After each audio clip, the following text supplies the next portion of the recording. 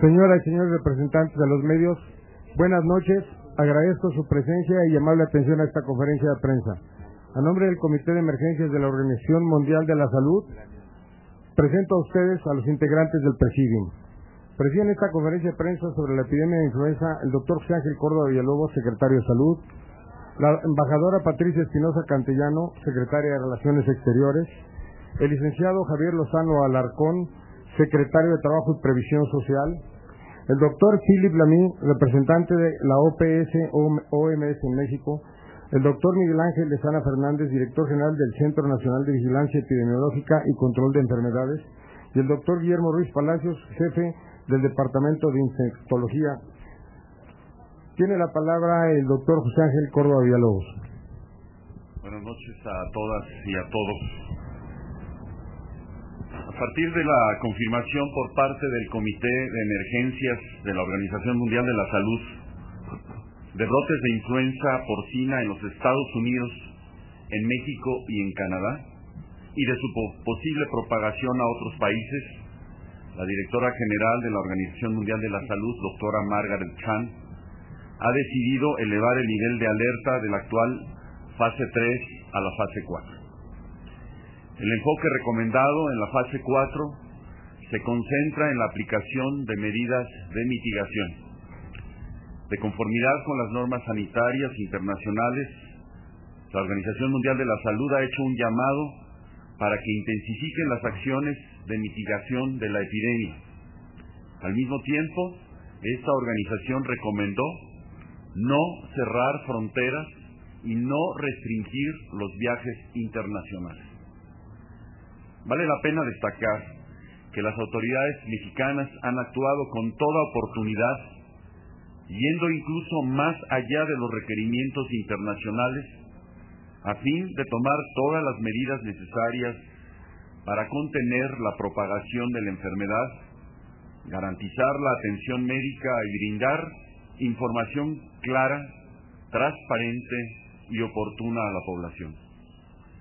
Las autoridades sanitarias de México han estado en contacto permanente con sus similares de Estados Unidos y Canadá para coordinar acciones de investigación y tomar las medidas preventivas que correspondan para evitar la propagación del virus.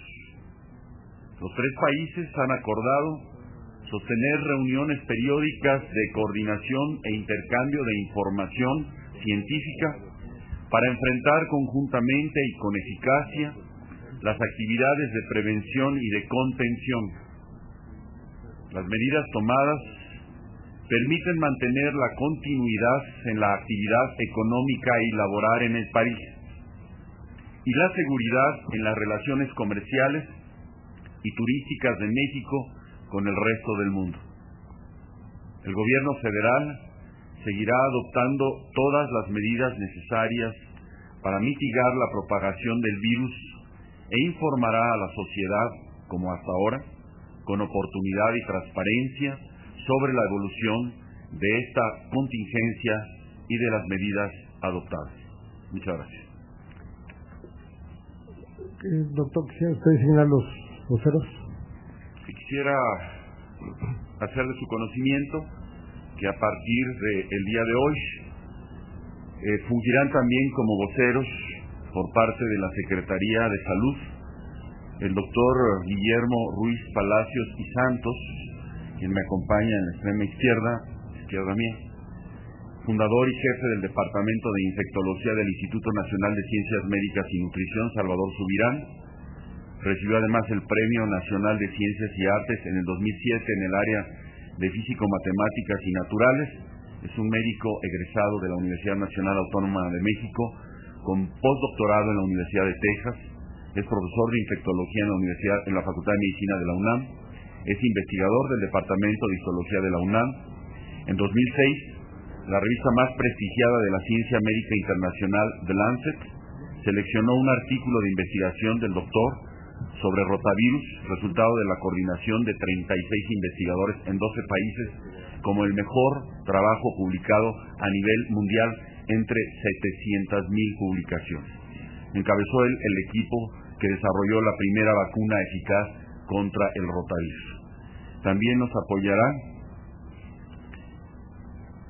el doctor Miguel Ángel Lezana, quien es el director general de CENAVESE, del Centro Nacional de Vigilancia Epidemiológica, y que, bueno, tiene una amplia trayectoria aquí en la Secretaría de Salud. Él fue asesor del secretario Frenk, fue coordinador también del área de Educación Médica en la Subsecretaría de Innovación y Calidad, y ahora es el director del Centro Nacional de Vigilancia Epidemiológica. Gracias. Por razones de agenda les voy a pedir que sean muy concretos. Vamos a formular 5 preguntas. Margarita Vega, de Periódico Reforma. Hola, muy buenas noches. Quería saber, secretario, si tienen un nuevo corte en cuanto a casos y fallecimientos, y qué más medidas implica esta fase 4. Ella dijo que cuestión económica no se interrumpen, pero si implica alguna otra medida especial de recomendación a viajeros, también mexicanos, etcétera. Gracias. Sí, Margarita, hemos recibido los informes de las 2 instituciones que han tenido el mayor número de casos, que es, bueno, particularmente el Seguro Social, y ha habido una reducción en las últimas horas. En las últimas 24 horas, a comparación del día 25, que tuvimos 141 casos, el 26 fueron 119, y hasta hoy son 110, o sea, en las 24 horas. Y también, afortunadamente, ha habido una reducción en el número de defunciones. El 25 habían sido 6, el 26 fueron 5 y el 27 fueron 3. Más o menos el mismo panorama, no traigo aquí las cifras, se está presentando en el ISSSTE, y entonces, bueno, este es un panorama alentador. Sandra Alcocer, de TV Azteca. ¿Qué tal? Buenas noches. Este cambio de la fase 3 a la 4 va a provocar también una suspensión en la actividad laboral, y si va a ser permanente la suspensión de clases en todos los niveles. Bueno, en lo que refiere a las clases, y perdón, Margarita, no le contesté, es una intensificación de las actividades de mitigación. Actividades de mitigación que empezamos desde el día 24, el día 23 en la noche que las mencionamos. Ustedes han visto cómo se han ido acentuando. Implica también intensificación, además de las medidas preventivas, de la aplicación de los tratamientos, en fin, de los diferentes estudios, e incluso ya se está cultivando el virus para la posibilidad de la realización de una vacuna, que evidentemente nosotros no tenemos tecnología, pero veremos la forma como esto se puede desarrollar. Las actividades escolares seguirá siendo, como se mencionó por ahora, hasta el día 6 de mayo la reanudación. Sin embargo, esto depende mucho de la evolución que tenga la epidemia, y estaremos en su momento oportunamente informando. En relación a lo laboral, quisiera que el secretario nos hiciera favor de comentar. Muchas gracias, secretario. Buenas noches, tengan todos ustedes. El cambio de fase 3 a fase 4 que dictó la directora general de la Organización Mundial de la Salud no implica en ninguna forma el cambio en cuanto a la política seguida hasta este momento de la continuidad de la actividad económica y laboral en nuestro país. Esto significa que, si bien todos los centros de trabajo deben contar, como ya lo hemos dicho, con su propio plan de contingencia para reforzar las medidas sanitarias que ha anunciado el secretario de Salud y demás autoridades locales, se debe continuar con la actividad económica en el ritmo y medida que las condiciones lo permitan en todos los sectores y ramas de la economía. Quiero decirles también que del primer reporte que tengo de parte de la Confederación Patronal de la República Mexicana, de la Confederación de Cámaras Industriales, de la Confederación de Cámaras de Comercio, Servicios y Turismo, el ausentismo reportado el día de hoy ha sido mínimo. Se calcula que fue de entre 1 y 3%, pero se espera que después del anuncio de la suspensión de clases en todos los niveles educativos y en todo el país, este porcentaje pudiese aumentar.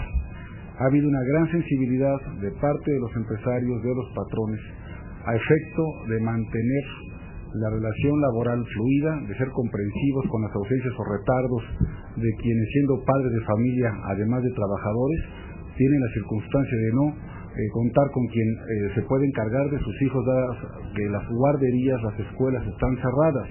En ese orden de ideas hemos solicitado que no se descuente el día, que no se apliquen descuentos por retardos o por inasistencias, y estamos recibiendo una gran sensibilidad y respuesta de parte de los empresarios y de los patrones del país. En suma, lo que les quiero reiterar es que la actividad económica en nuestro país continúa, incluyendo el suministro de bienes y servicios fundamentales de la sociedad, los de consumo ordinario de la colectividad, y que solamente de manera muy focalizada es que se han dictado medidas, por ejemplo, en tratándose de eventos públicos, culturales, deportivos, masivos, que por su naturaleza pueden propiciar aglomeraciones de gente, pero que fuera de esos casos y a nivel federal se está continuando con la actividad económica, insisto, con este grado de cooperación que tanto trabajadores como empleadores deben tener en apoyo a la Secretaría de Salud y las autoridades sanitarias locales. Mark Stevenson, de AP.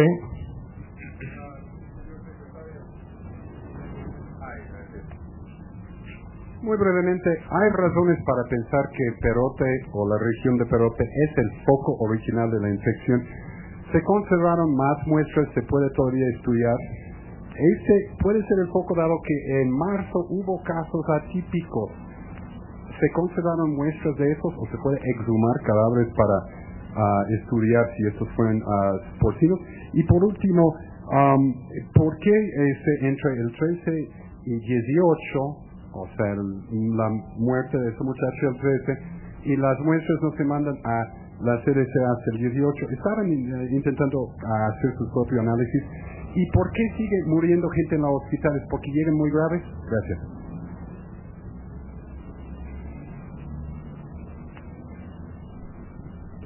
Yo creo que es muy aventurado decir o querer culpar de estos casos esta diseminación o el origen del mismo, dado que ya había casos reportados en el sur de California y en Texas. Como yo lo mencioné en la mañana, el brote que se presentó en Perote fue correctamente estudiado por las autoridades sanitarias del estado de Veracruz. Incluso se hizo todo el estudio de caso, que fue una cifra de ataque muy alta. Incluso algunas sanitaristas del estado fueron afectados, y sin embargo en todos los estudios se descartó que hubiera algún virus de los no conocidos. O sea, se estudió, se encontraron H2N3, se encontró solamente un caso de este niño, que inicialmente incluso se había descrito como para influenza.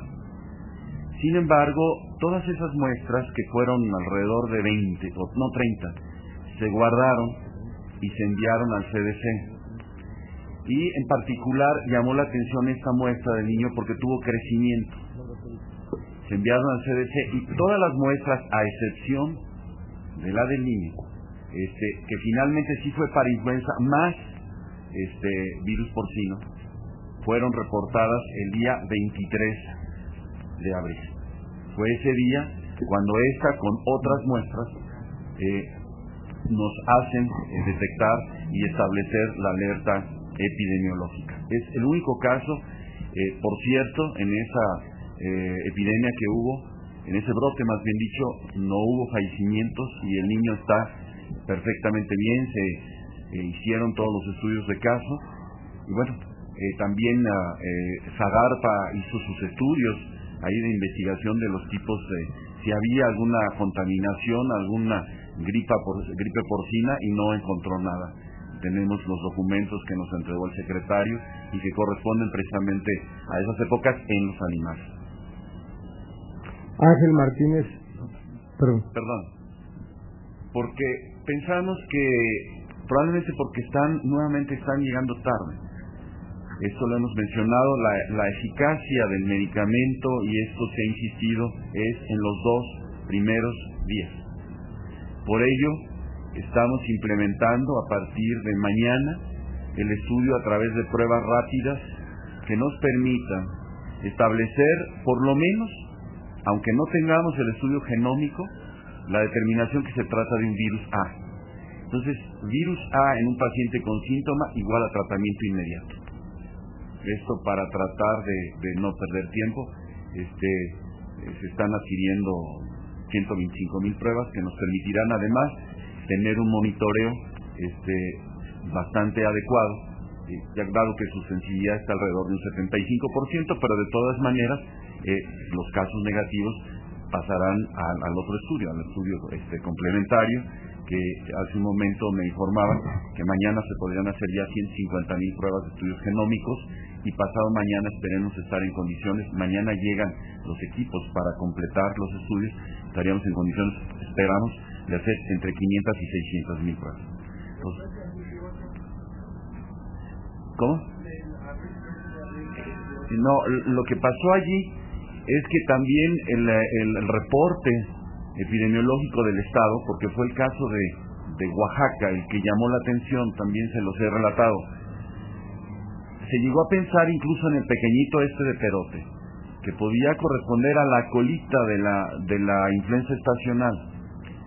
Después, vino el caso de Oaxaca, donde se hacen los estudios, y el 16, cuando a través de la biopsia se establece que corresponde a un coronavirus, entonces, y los casos que empezaron a reportarse, que es cuando se dice, este comportamiento ya no es habitual, y por eso se envían las pruebas a Atlanta y a Canadá.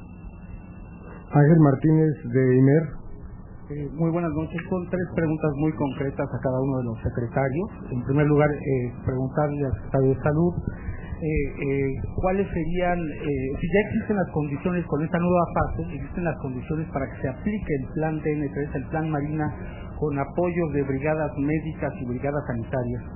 A la canciller preguntarle, tomando en cuenta que el gobierno de Estados Unidos ya decretó, también emitió unas recomendaciones a sus connacionales, ¿cuál será el papel de la Secretaría de Relaciones Exteriores en este asunto?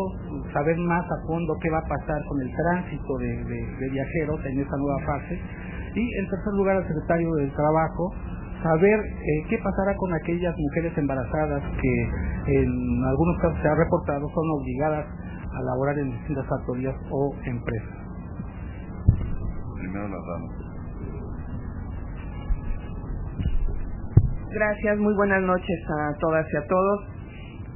Con mucho gusto, en relación con el tema del tránsito de viajeros, yo quisiera enfatizar que el boletín de prensa que se desprendió de la reunión del Comité de Emergencia del día de hoy en la Organización Mundial de la Salud en Ginebra es muy explícito en señalar que no se recomienda cerrar fronteras o restringir, establecer ningún tipo de restricción de viajes.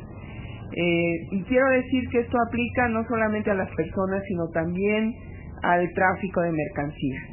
Es decir, que en ese sentido no hay una disposición de la Organización Mundial de la Salud que esté indicando que no hay que viajar a México. Tiene usted razón, sin embargo, por supuesto, hay varios países, varios gobiernos que han informado a sus ciudadanos sobre la situación que prevalece en México, que les han transmitido también en algunos casos la idea de que si no es indispensable, quizás este no es el mejor momento de viajar a México.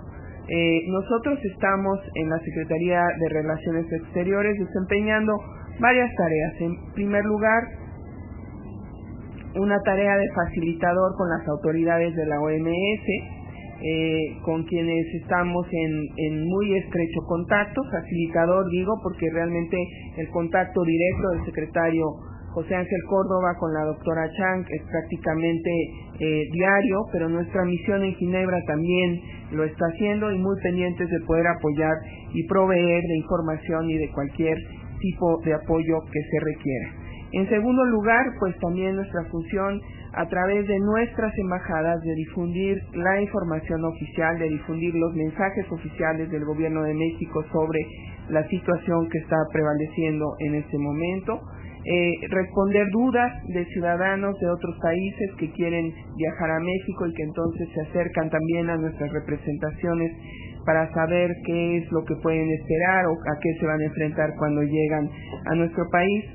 y también, por supuesto, recibir los ofrecimientos de cooperación internacional que han sido, por cierto, quisiera decir, múltiples, y que quiero aprovechar este momento para agradecer la solidaridad internacional que se ha desatado a raíz de que se ha conocido esta situación. Es evidente que hay una plena conciencia en la comunidad internacional de que se trata de un riesgo para todos, no nada más para los mexicanos, y al mismo tiempo que hay por lo tanto una responsabilidad que asumir como comunidad internacional en su conjunto. Y precisamente el hecho de que hoy se haya decidido establecer la fase 4 también permite a la Organización Mundial de la Salud, a la doctora Chang,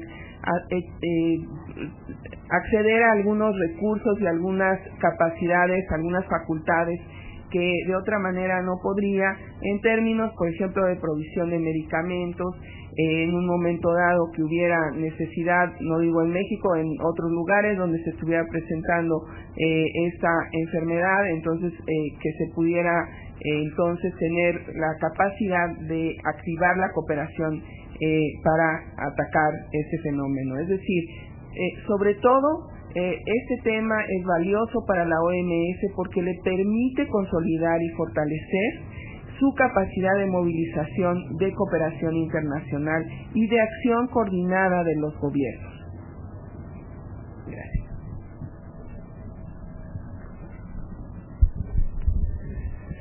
Bueno, en los últimos días, la Secretaría del Trabajo y Previsión Social y la Comisión Consultiva Nacional de Seguridad e Higiene en el Trabajo ha dictado una serie de recomendaciones en relación con la asistencia al trabajo y también la actitud que deben tener los patrones o los empleadores y las normas que deben de acatar para contribuir a la atención de esta emergencia sanitaria.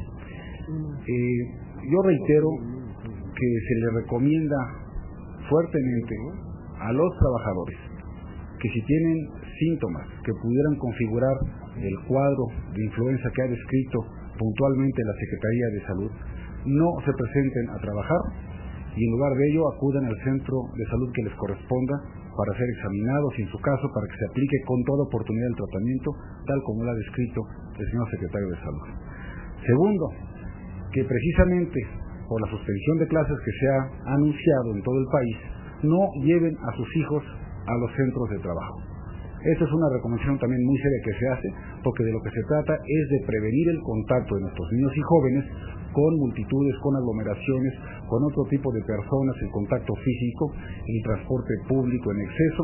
Es decir, se trata de que no lleven a sus hijos, no los expongan, y que en ese sentido, si no tienen, como lo dije, con quién dejar a sus hijos bajo un cuidado seguro, se queden con ellos, den aviso en cualquiera de estas dos últimas circunstancias que comenté a sus patrones, a sus empleadores, tan pronto sea posible. Ahora, los patrones deben identificar si en su centro de trabajo existe algún caso de una persona que también presente este tipo de sintomatología, este cuadro que pudiera asomar la posibilidad de estar bajo esta nueva influenza.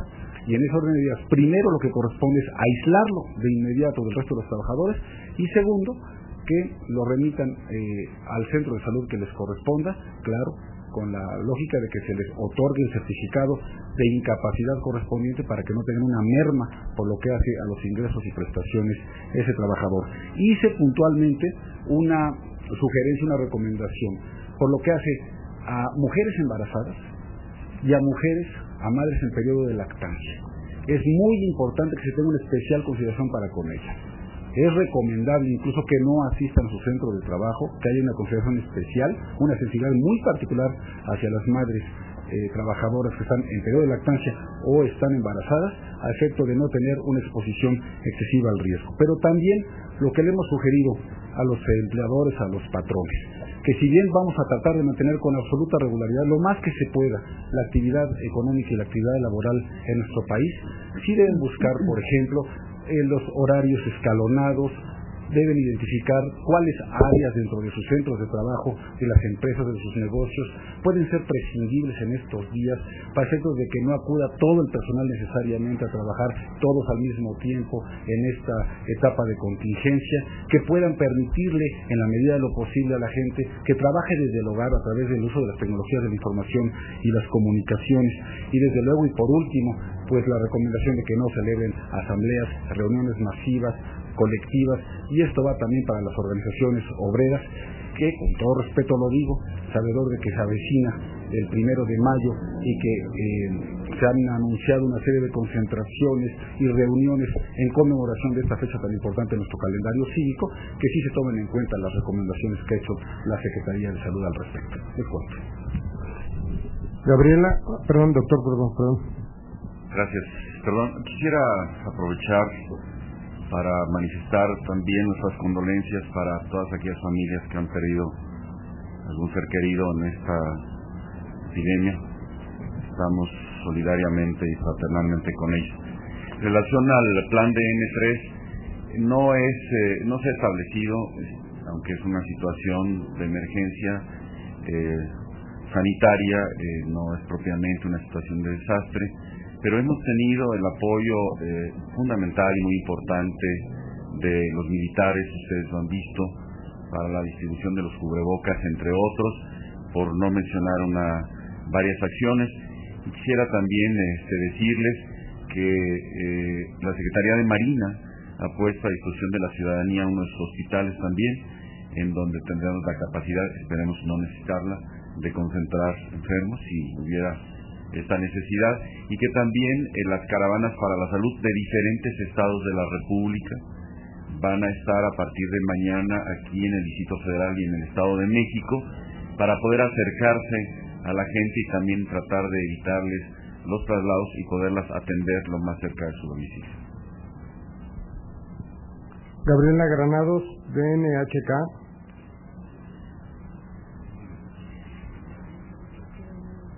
Gracias. Para el señor secretario de Salud, por favor. Entre que si se reportó en una fecha y se reportó en otra, me gustaría que respondiera de manera breve y muy puntual dónde, cuándo fue el primer caso que se registró en México y cómo se adquirió el virus. Segundo, ¿cuál es el significado exacto de caso confirmado? Si significa que tiene el virus H1N1 o signos clínicos compatibles, o cuál es exactamente la definición de confirmado. Y también si nos puede explicar respecto a los tipos de pruebas, porque entiendo que hay la prueba directa de partículas del virus, la prueba de anticuerpos, una tercera, ¿en qué consiste la prueba rápida? Y si estas se han realizado en México o en otro país, y si ahora se van a realizar todas aquí con colaboración internacional o cómo. Gracias. Insisto, el primer caso que nos hizo sospechar que se trataba de una variante que no correspondía a la influenza estacional fue el caso de Oaxaca. Allí, porque se hizo el estudio histopatológico y se sospechó que era un coronavirus, que no es el mismo virus de la influenza. Y posteriormente, los otros casos que se empezaron a descubrir fortalecieron esa sospecha e hicieron que enviáramos las muestras de los AH1N1, que es hasta donde nosotros teníamos capacidad de diagnosticar.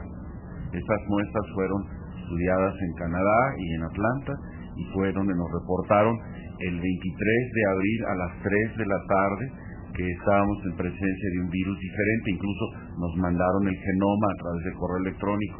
Esto fue lo que impulsó la decisión de actuar de una manera diferente, aunque para influenza estacional sí habíamos vuelto a fortalecer las acciones, pero evidentemente no eran suficientes.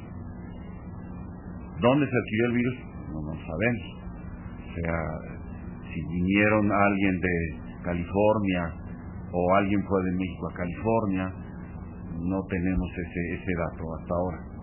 Caso confirmado se refiere a los casos que nos han estudiado en Estados Unidos, a los que tenemos la comprobación genómica de que se trata del virus de la influenza porcina.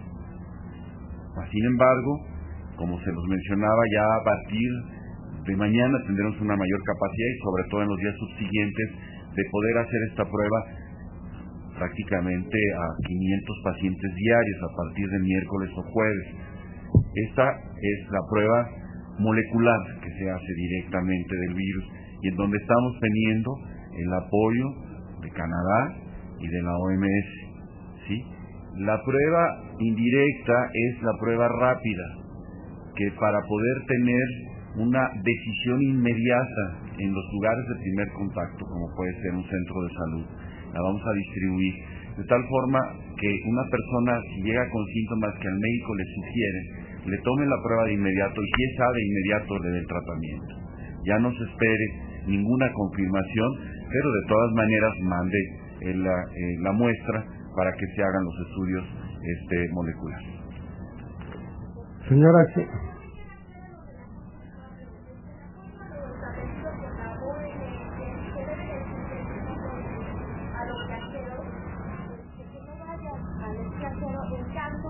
que no sea muy necesario, y de hacerlo tendrían que someterse a una especie de examen médico. Me gustaría que abundaran sobre este aspecto, también cómo se van a coordinar con las embajadas, porque tengo entendido que en esta fase se tiene que coordinar con las diferentes embajadas para realizarlo. Y por último, nada más al secretario de Trabajo, yo sé que su ámbito es laboral, pero ¿cómo se ha visto afectada la productividad a partir de que, diferentes industriales están manifestando pérdidas en restaurantes, en hoteles, porque la gente no está pudiendo? Gracias.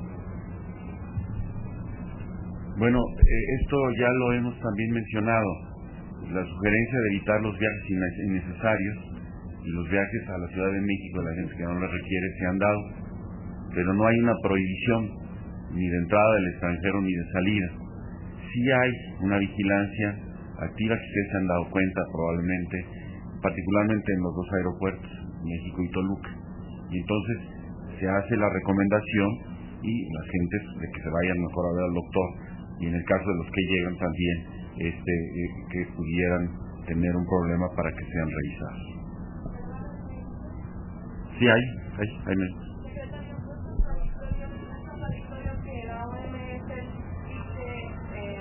Listo.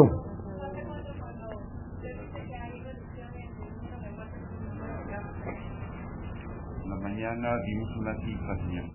Yo creo que en base a eso y a otras cosas, porque eso no depende nada más de lo que estamos informando. Y además, no somos nosotros quienes lo detectamos, y yo lo que le estoy dando son las cifras que hace media hora me dieron el director del Seguro Social y el director del ISSSTE. Se las estoy pasando igual que como me lo mencionaron. Nada más, por favor, le suplico orden, por favor, se lo suplico. Yo me referiría al tema de nuestra coordinación con las embajadas. Lo hacemos de manera diariamente estamos enviándoles a ellos la información oficial con la solicitud de que se la hagan llegar directamente a las embajadas. Quiero decir además que una fuente muy importante de información para los gobiernos, para las decisiones que están adoptando los gobiernos, es precisamente la OMS, la información que está disponible públicamente por parte de la Organización Mundial de la Salud, pero nosotros hacemos este esfuerzo específico a través de nuestras embajadas. Tenemos mecanismos muy eficientes de información que nos permiten estar comunicados con ellos de manera permanente. Y simplemente yo quisiera, en vista de lo que estoy escuchando, alentarlos a que vean el boletín de la OMS que salió esta tarde, en donde se señala exactamente que realmente lo que el comité ha definido es que pues hay el peligro de que se propague el virus, y por eso se trata de una fase de mitigación, y esa es la razón de que se haya decidido elevar a la fase 4. Pero al mismo tiempo, de manera explícita, y si me permiten les leo una frase nada más, la directora general ha recomendado que no se cierren las fronteras ni se impongan restricciones a los viajes internacionales. Creo que este es un mensaje muy claro en el sentido de que en esta fase las acciones de mitigación, que son las que el gobierno de México ya se había adelantado a instrumentar son las adecuadas, son las que deben ponerse en marcha. Falta el señor secretario de Trabajo y convocamos conferencia. Rápidamente, Blanca, esto no es un tema de productividad, es mucho más un tema de consumo. El hecho de que la sociedad en su conjunto haya atendido pues puntualmente las recomendaciones, el llamado de las autoridades del sector salud durante esta contingencia, la cautela propia que conlleva la atención a este tipo de llamados, hace que se consuma menos en las calles, el cierre particularmente de algunos centros de espectáculos, tanto deportivos, culturales, de algunos bares, discotecas, salones de baile, en fin, el cuidado propio de la gente frente al riesgo de una exposición excesiva con otras personas, es lo que ha hecho que haya menos consumo en estos días, pero no es un tema de productividad. Y seguramente en los próximos días también sabremos de qué tamaño, de qué porcentaje estamos hablando en la caída, sobre todo en el comercio, pero también esperamos que tan pronto como esta emergencia termine, la podamos superar, se reactive a plenitud la actividad económica y podamos recuperar el paso perdido. Muchas gracias y buenas noches.